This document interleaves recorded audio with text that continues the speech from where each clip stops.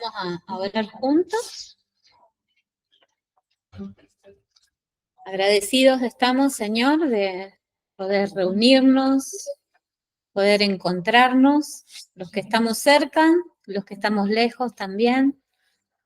Y queremos pedirte que nos ayudes, nos asistas con tu espíritu en este tiempo y podamos expresar y hablar lo que es necesario. Y no solamente que seamos edificados unos a otros, sino que vos seas honrado y reconocido en todo, seas glorificado en medio nuestro. Gracias, Señor. Gracias por tu voz, que nunca cayó, sino que siempre estás hablando. Gracias, Señor.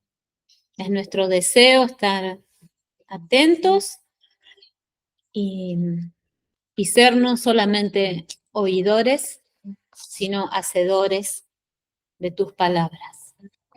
En el nombre de Jesús oramos. Amén.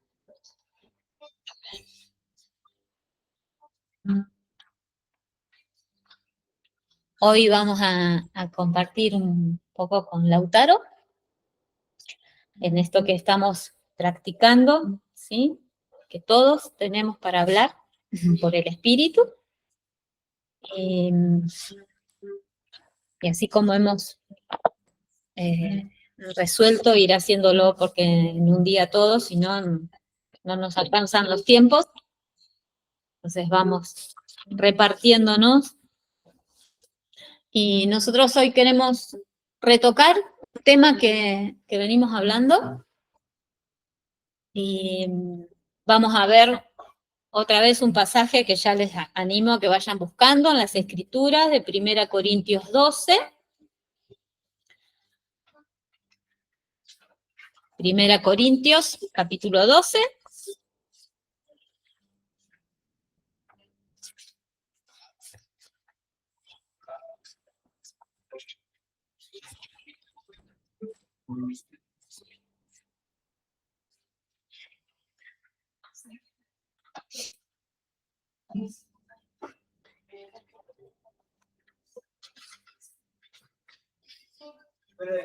Primera Corintios 12, capítulo 12.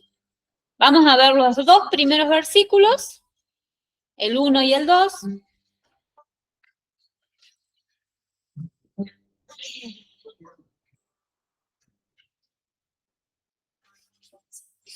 Tengo la tribuna de este lado, por eso voy a dar vuelta a mirar un poco para este lado también. Si ya lo tenemos, el pasaje, vamos a arrancar leyendo. Es el apóstol Pablo escribiendo una carta a la iglesia en la ciudad de Corinto, por eso Corintios, a los hermanos que vivían en esta ciudad. Y le dice: pero ahora, hermanos, no quiero que ignoréis acerca de las cosas del Espíritu. Sabéis que cuando erais paganos, eras conducidos como extraviados ante los ídolos mudos. Esto es algo que ya estuvimos viendo, pero lo vamos a repasar un poquito.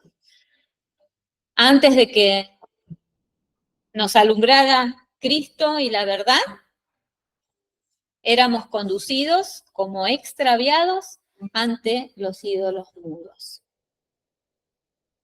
Me gustaría que también veamos otro pasaje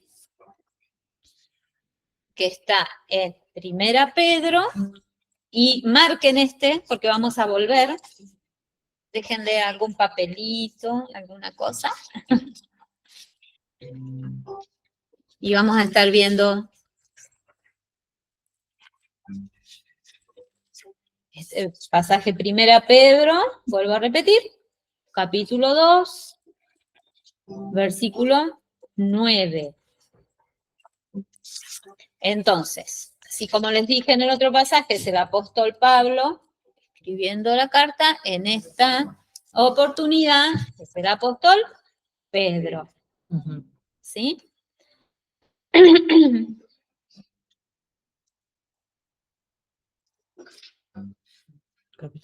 Capítulo 2, versículo 9. Para algunos va a ser un pasaje conocido.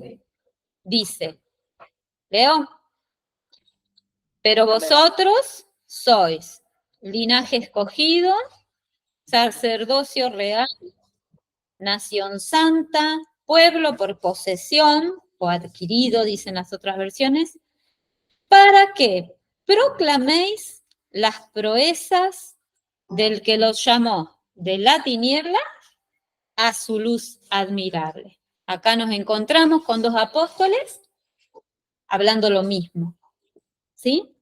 Están diciendo que fuimos trasladados de un lugar a otro. El apóstol Pablo dice que antes estábamos siendo conducidos como extraviados ante los ídolos mudos. Y el apóstol Pedro está diciendo que el propósito para el cual fuimos trasladados de esa condición en la que estábamos, dice, miren las escrituras, por favor, ¿sí? Dice, para que proclaméis las proezas del que los llamó de la tiniebla a su luz admirable. Tenemos dos condiciones en estas que estamos viendo. Mudez y proclamar. Alguien, incapacidad del habla y la capacidad de hablar. Proclamar. ¿Proclamar qué es?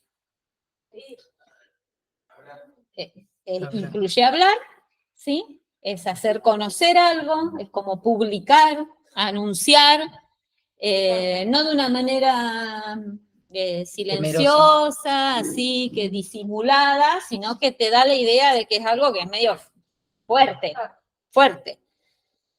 Para eso es que dejamos la mudez. Que cuando antes no estábamos en Cristo. Y una cosa que queríamos aclarar con Lautaro, que cuando hablamos de mudez, de mudo, no estamos hablando de que de la incapacidad de hablar, de emitir sonidos, sino que está haciendo referencia a algo estéril, a algo que no produce, que no da fruto.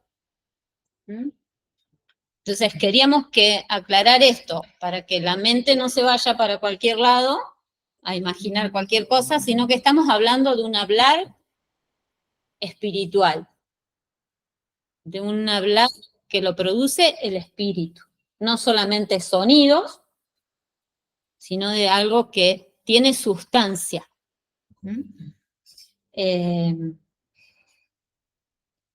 Sí, sin ir más lejos, sabemos que Dios mismo creó por medio de la palabra, ¿no? Entonces, a esto se está refiriendo cuando habla sobre hablar y hablar del espíritu.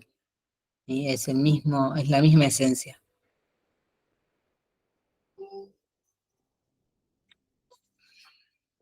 En cambio, la mudez vendría a ser lo contrario, vendría a ser esas palabras que resuenan, pero que no tienen nada que produce vida.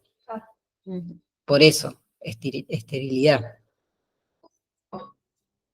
Una cosa que queríamos aclarar también, que cuando Pedro está diciendo que fuimos trasladados desde las tinieblas a esta luz admirable que es Cristo, para proclamar estas proezas y las cosas grandiosas que Dios ha hecho, nos dábamos cuenta que hay una idealización en esto que tiene que ver con como un desvío, ¿no? Una idea de que, bueno, entonces si yo fui perdonado por Cristo, esto que cantábamos hoy y reflexionábamos acerca de qué bueno que podemos venir a Él y nos perdona y somos vivificados y renovados, entonces tengo que salir a proclamar esto y hay una idea como de yo protagonista, que todos se enteren de qué bueno, que me va, que bien esto, como ese el fin. Dar a conocer que las proezas del Señor y lo que Dios me perdonó y lo bien que estoy y ir a contar a todos con el fin de que, por un lado, de que se enteren, puede ser también con una idea errada de cierto protagonismo, de que me vean a mí. Estoy pensando que no se nos llamó a dar testimonio de nosotros, de lo que en nosotros sucede, sino ser testigos de Cristo. De Él, exacto. El foco es Cristo, el centro es Cristo, no nosotros. Y lo que produce este proclamar desde el Espíritu es lo que les voy a invitar a que se fijen en el pasaje de Corintios, el capítulo 12 que estábamos viendo. Vamos a observar en el versículo 7, entonces de 1 Corintios 12, el versículo 7, aclara de qué se trata este proclamar, el hablar del Espíritu, ¿no? Dice, y a cada uno les da la manifestación del Espíritu para provecho mutuo. Para provecho mutuo. Y vamos a ir despacio ahí, porque la idea es centrarnos un poquito en esto. Provecho mutuo. Esto es lo contrario de lo que estaba diciendo yo recién.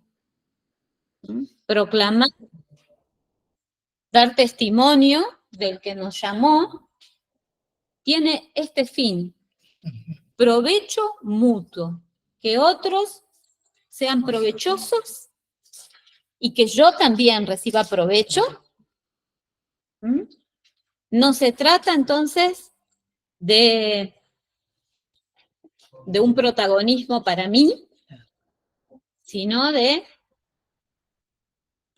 que genere en el cuerpo de Cristo, en el unos a otros, la edificación, un crecimiento, un avance. Nunca, nunca personal. Entonces se cae, si esto lo revela el Espíritu, se cae toda intención de protagonismo, de éxito personal, de una prosperidad de mi persona, de mis virtudes, o sea, eso está totalmente lejos del propósito. Y queda bien claro cuál es el propósito. Provecho mutuo. Sí, después vamos a volver a leer el pasaje que está un poquito más adelante, que es el que venimos leyendo hace un tiempo, sobre qué hacer cuando nos reunimos. Pero si me permitís, Sí, quiero volver claro. un cachito hacia atrás y que volvamos a leer los dos primeros versículos. Si se acuerdan, la Silvi les dijo 1 Corintios 12, 1 y 2. Ahora estábamos leyendo el 7. Porque sí, esto está hermoso para lo que es la vida de la iglesia, ¿sí? Y es a lo que estamos siendo llamados. Pero acá da un entendimiento muy importante en el versículo 2. Dice que sabéis que cuando erais paganos, erais conducidos como extraviados ante los ídolos mudos. Fíjense que esta palabra mudo no viene solita, sino que viene acompañada de algo. Digamos que es un adjetivo de los ídolos, ¿sí? Es una descripción de esos ídolos.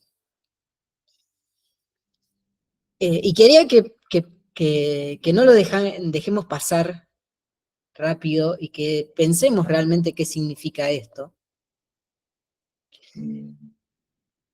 ¿Qué significa un ídolo? Porque acá el apóstol está dando por hecho de que estamos en Cristo ya. ¿Sí? Y esto sí, esto es la vida de la iglesia.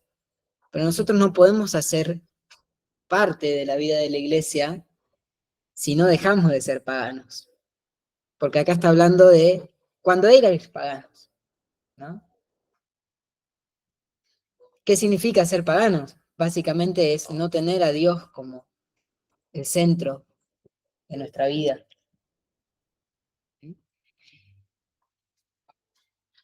Y en muchos de nosotros esto significa, bueno, en algún momento teníamos una religión y hoy el Señor nos llamó de las tinieblas a su luz y podemos vivir una libertad de experimentar a Cristo. Y en otros casos es un poquito más profundo, porque los ídolos, la idolatría, tiene que ver con una cuestión del corazón, tiene que ver con una cuestión de a quién yo le doy y le rindo mi ofrenda, mi culto, le doy mi devoción, le rindo mi vida. Y cuando leemos acá ídolos mudos, se nos hace la imagen de una estatuita, de una ilustración, pero no solamente está hablando de eso. La idolatría, o sea, cualquier cosa que ocupe el centro, se transforma en un ídolo, y en un ídolo mudo. Yo puedo tener una idolatría hacia el dinero, guardar en mi corazón avaricia, en ese caso, y ambición por más, por buscar más, por tener más, por un mejor trabajo, por ir escalando cuestiones sociales, estatus. Me puede mover la envidia, me puede mover un montón de cosas a las que yo le doy lugar en mi corazón y que terminan siendo el centro de cómo yo me comporto. O sea, cuando hablamos de mi vida, estamos hablando de qué hacemos, cómo vivimos, no de un concepto, no estamos hablando de, sí, yo soy hincha de un club en la mente. No, estamos hablando de qué es lo que rige mi día a día. ¿En qué se me ocupa la mente? ¿Estoy pensando en cómo hago más plata? ¿Estoy pensando en cómo hago para cambiar el vehículo que tengo? ¿Estoy pensando en qué voy a hacer cuando me reciba de la carrera que estoy estudiando? Y cómo voy a desarrollar mi carrera profesional y la casa que quiero tener y el auto que quiero llegar a comprar, o la familia que quiero tener. En muchos casos, la idolatría en nuestros corazones pasa a ser no por mí. Eso es lo que yo quería sumar. Algo que es una palabra que yo que quiera proteger su vida, su imagen, su yo. La vida también. No, que algo que nosotros estamos muy familiarizados hoy es con el bienestar de mi persona, de mis derechos, de lo que merezco, Lo que me gusta, sí, de quiero. lo que Marce decía, el yo, ¿no? Entonces, el yo llega a ser mi Dios. Y hay líneas de pensamiento y de filosofías que te lo dicen claramente.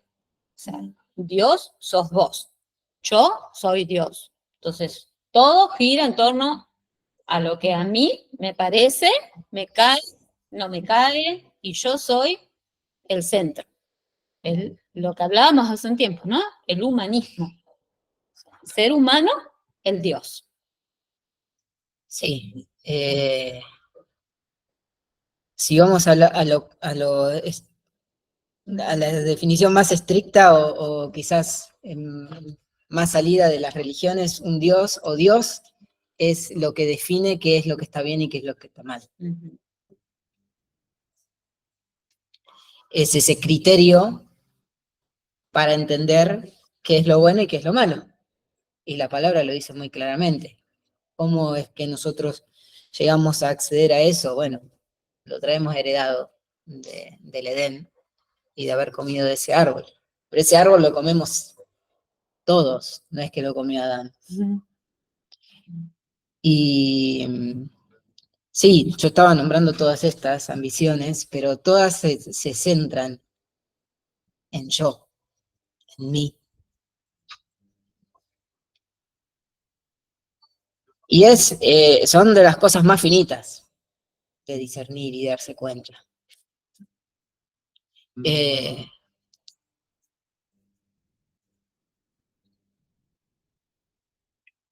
Y al punto que quiero ir con esto es que todo lo que nosotros digamos y hablemos, por más de que estemos hablando Biblia, va a ser mudo si hay idolatría en mi corazón. Por más de que yo tenga las palabras más hermosas para decir, tenga los conceptos más claros en mi mente sobre cómo funcionan las cosas y cuáles son las dinámicas que hacen bien. Si en mi corazón hay idolatría, ¿qué significa esto? Si en mi corazón el primero no es Dios,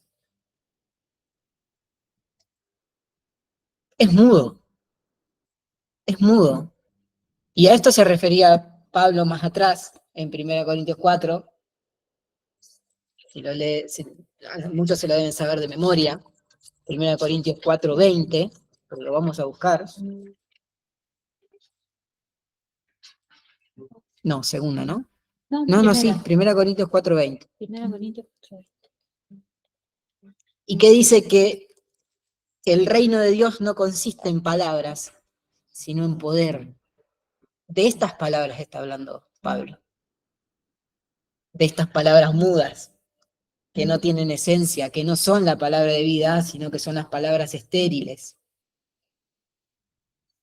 Las otras palabras sí tienen poder. Esa palabra sí es creadora, la que es hablada por medio del Espíritu. Entonces, sí, ahora podemos avanzar un montón, con un montón de entendimiento sobre la edificación mutua y de cómo se tiene que desarrollar la iglesia, pero primero hay que ser iglesia. Si no, no podemos disfrutar a Cristo, si no estamos en Cristo.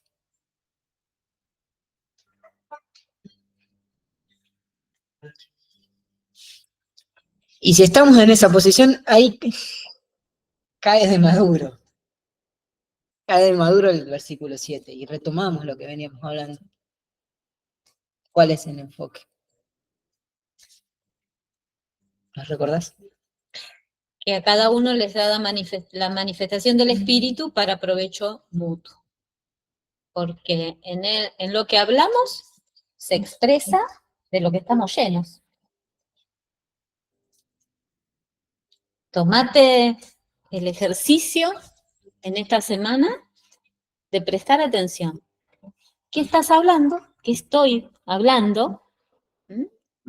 ¿Qué estamos hablando? Cuando nos juntamos, cuando nos vemos, cuando nos mandamos un mensaje, cuando compartimos un estado, cuando grabamos algo y lo subimos, cuando observamos algo, ¿qué estamos? Esa es la propuesta hoy. Observemos. Porque se va a manifestar, se va a expresar en lo que hablamos de qué estamos llenos. Del espíritu de vida o del espíritu mudo. Y si aprendes a hacer este ejercicio, también cuando escuches a los otros, vas a poder captar Pero primero, hagámoslo con nosotros, porque siempre nos sale más fácil, ¿no? Mira al otro, a ver qué estás hablando. No. Fijémonos. Porque tenemos acceso al trono del rey, como cantábamos hoy en el comienzo. Él es el rey que sigue perdonando errores. A ver.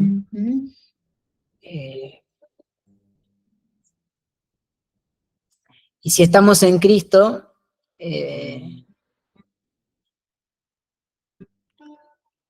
comportémonos, ¿cómo es que dice el pasaje? Como es digno del llamamiento por el cual Jacobo lo dice, ¿no?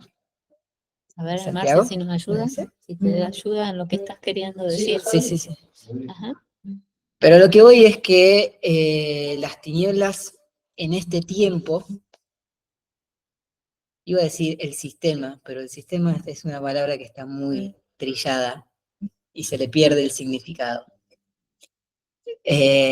Las tinieblas han apostado por que en este tiempo, en nuestra cultura, la cultura de esta tierra,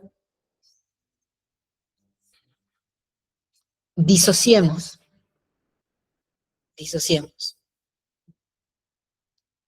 Y de chiquito, bueno, esto es de la iglesia, esto es mi vida personal, está lo espiritual, lo secular, que la escuela, que la casa, que el trabajo, todo seccionado y separadito así. Entonces, claro, en esa estructura o en ese modelo en el que se desarrollan nuestras vidas, ahí sí se puede expresar una disociación de esto, que nosotros estamos en Cristo, pero estamos expresando otra cosa. Y esa es nuestra tarea es educar a nuestra alma a que se sujete al Espíritu. Entonces, claro, le decimos y vemos la Biblia y decimos, ay, ¿cómo puede ser que queriendo hacer lo bueno, hago lo malo? ¿No? Y eso es por cómo nuestra naturaleza humana ha sido formateada. Está entrenada en eso. Está entrenada en decir una cosa y hacer otra. Entonces tenemos que ir a lo finito. Y en todo ser guiado por el Espíritu.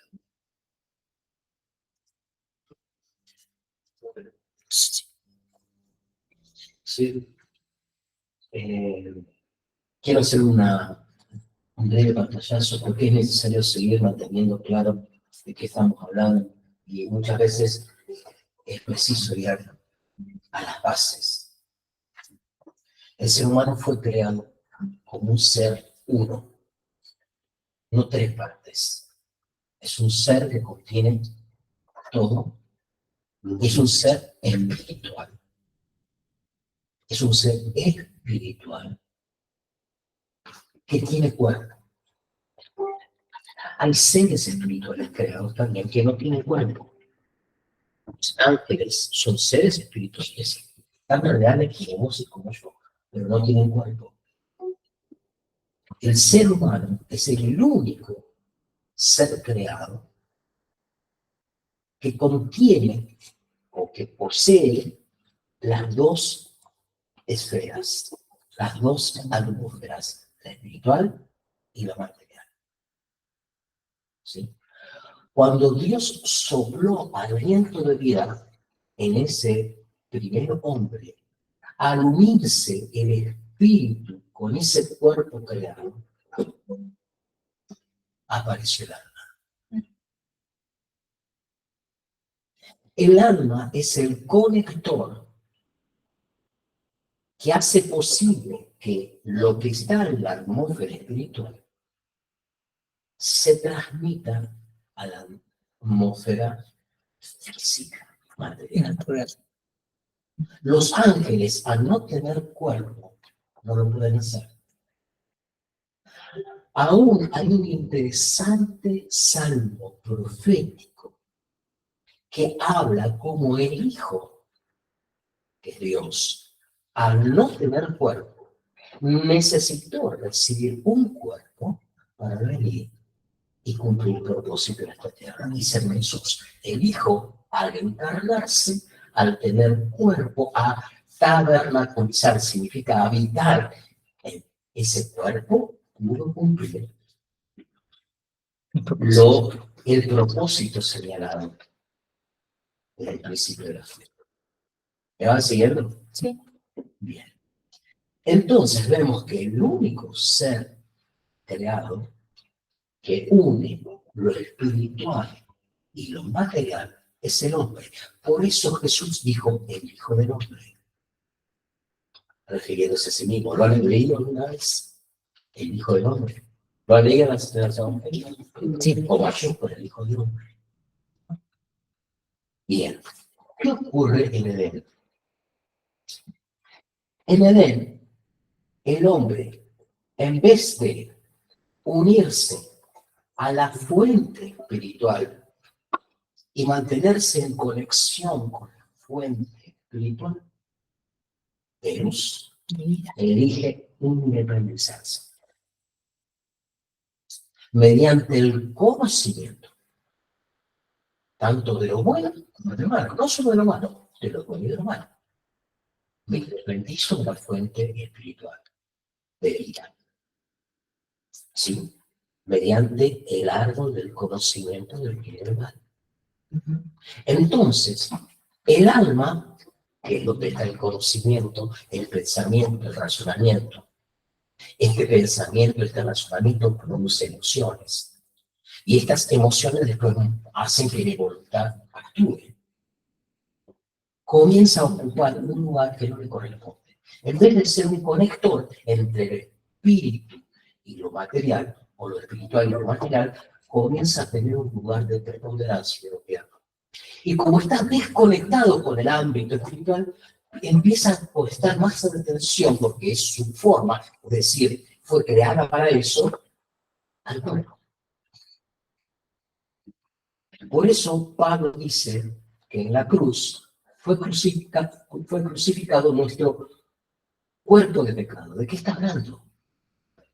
Está hablando de que solo por la gracia del Señor y por la obra de la cruz, fue cortada ese lazo que mi alma tiene con mi propio cuerpo.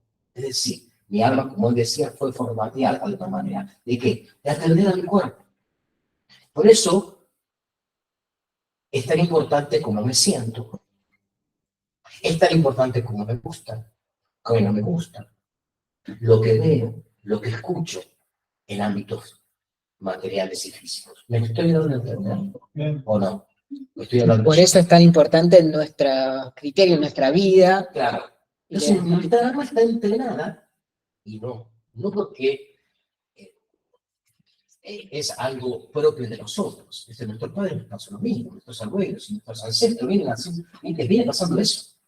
En el momento de nacer, nacemos desconectados de la fuente de la fuente de luz, la fuente de vida. Por eso Jesús decía muy claro, el que tiene al Hijo con mayúscula, tiene la vida. El que no tiene al Hijo, no tiene la vida. O sea, para Dios hay dos tipos de personas. Los que están conectados con Él, por lo tanto, tienen vida. Y los que no están conectados con Él, por lo tanto, existen, pero no tienen vida. Pueden tener vida biológica, pero no tienen vida eterna.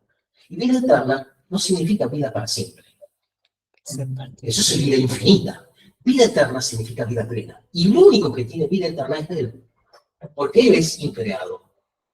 Eterno es que nunca tuvo principio y que nunca tuvo fin. Algo que nació, pero vive para siempre, no es eterno. Es infinito. Pero tuvo un principio. Dios no tiene principio, no tiene fin. El único poseedor de vida eterna es Él. Y solo podemos tener vida eterna si Él está en nosotros. Y si nosotros estamos en Él. Y vida eterna significa no vivir para siempre, ni irme al cielo, sino una vida de plenitud que el hombre, el ser humano, no conoce al menos que esté en Cristo. Ahora bien, dicho así parece muy fácil, pero los que hemos transitado religión y los que hemos ido muchas veces a la iglesia, sea cual sea, nuestra alma sigue formateada de una manera en atender nuestras sensaciones sensoriales y prestar atención a eso. Entonces, muchas veces, muy grande es el porcentaje, muchas veces, nosotros pensamos que estamos viviendo algo espiritual, o estamos oyendo algo espiritual, o estamos en un ámbito espiritual, y sin embargo, lo que estamos viendo, oyendo, o donde la atmósfera donde vivimos tiene que ver solamente con el.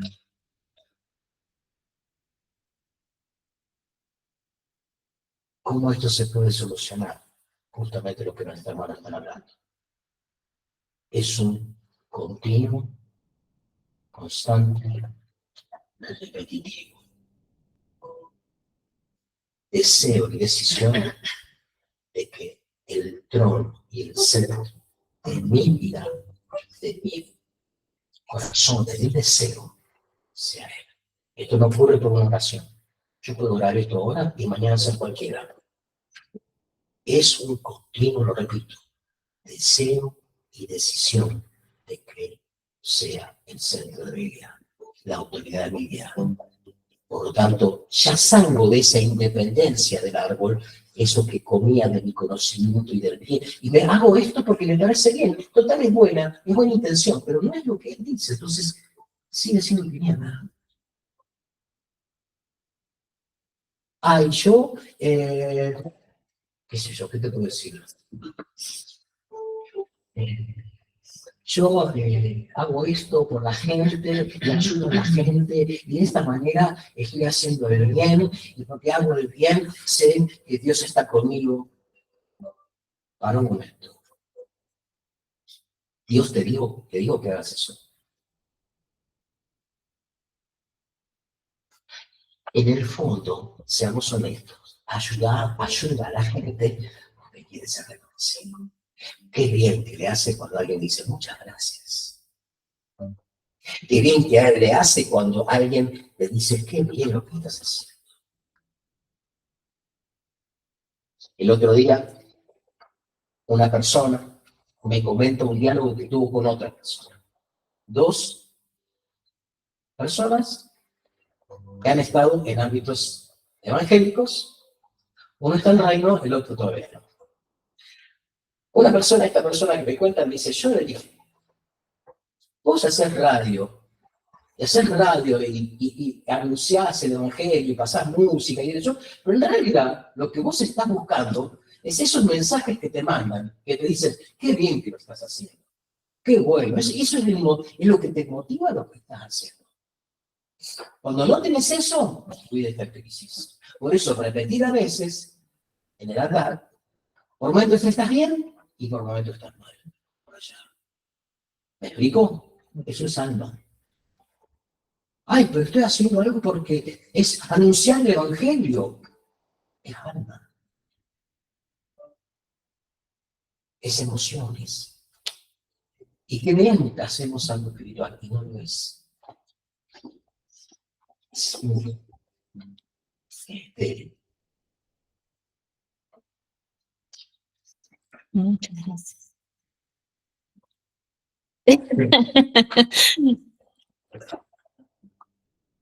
Ay, continúa. Más o menos.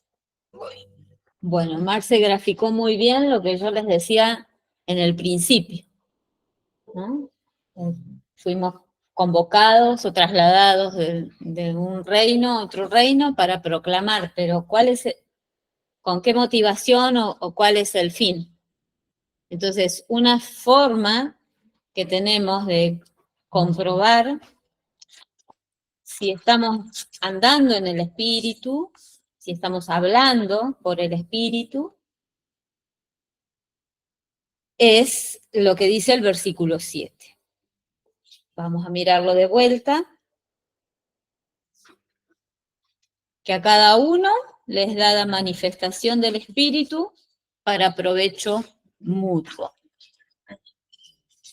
Si hay provecho mutuo, ¿mutuo qué es? Uno al otro, es recíproco, exactamente, que va y viene. Si hay de eso, bueno, es buena señal. Estamos andando. ¿Eh? Entonces, si no hay de esto y hay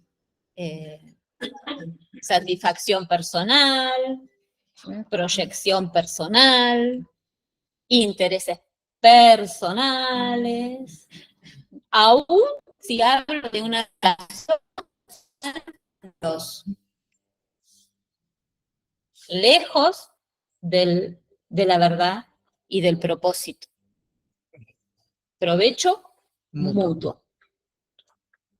Eso es una señal indiscutible. Sí, sacábamos en claro de que si no hay provecho mutuo, si no hay edificación unos a otros, que es como se manifiesta el Espíritu, entonces no estamos en una reunión de la iglesia.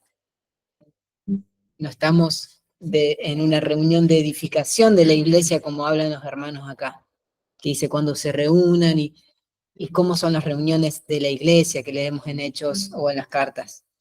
¿Sí? Puede ser una reunión organizativa, puede ser un predicar, un anunciar a quienes no conocen a Cristo, presentarles a Cristo, pero si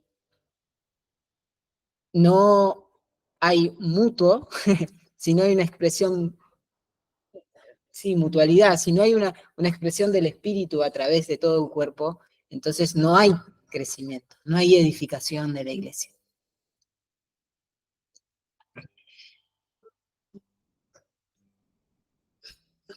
¿Algo más? ¿Ahí? No. Yo quiero cerrar con algo que el Señor me dice que, que exprese, porque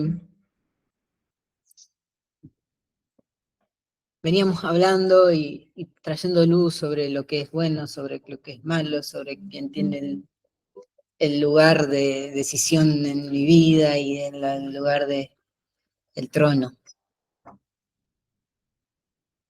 Y es necesario dejar algo en claro. Bueno, yo decía hace un momento que Dios es el que decide quién es lo que está bien, qué es lo que está bien y qué es lo que está mal. Básicamente, el Dios de mi vida es el que me dice qué criterio tengo para evaluar lo bueno y lo malo. Si ese criterio lo estoy manejando yo soy mi Dios. Si ese criterio lo está manejando Cristo, Cristo es Dios en mi vida. ¿Por qué es necesario Cristo? ¿Por qué es necesario que sea así? Y voy derecho a palabras mismas de Jesús. Le venían a hablar de otra cosa. En Lucas 18, versículo 18,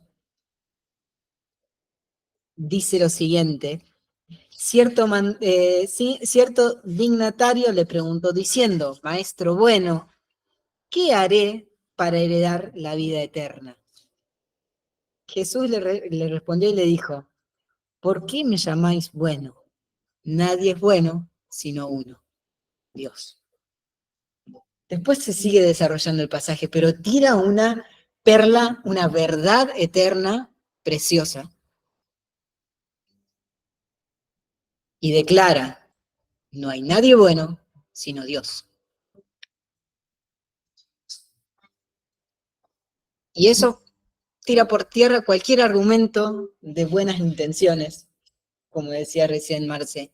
Bueno, pero esto yo lo hago porque yo siento que estoy haciendo bien con lo que estoy haciendo. A mí me enseñaron que esto es bueno. A mí me dijeron que yo haga esto, que va a ser bueno, que es algo bueno. En mi familia esto era bueno. En mi cultura esto es bueno. En mi país esto es bueno. yo pienso que esto es bueno. Hay un solo bueno. Y hay uno solo que es realmente Dios. Hay un solo Dios verdadero.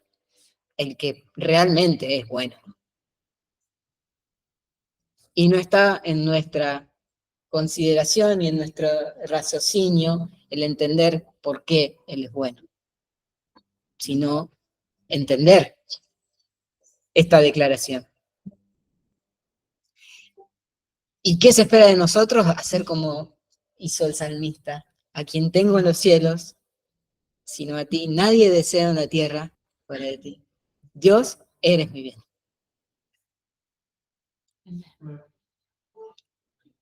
¿Qué se espera de nosotros ante esta declaración?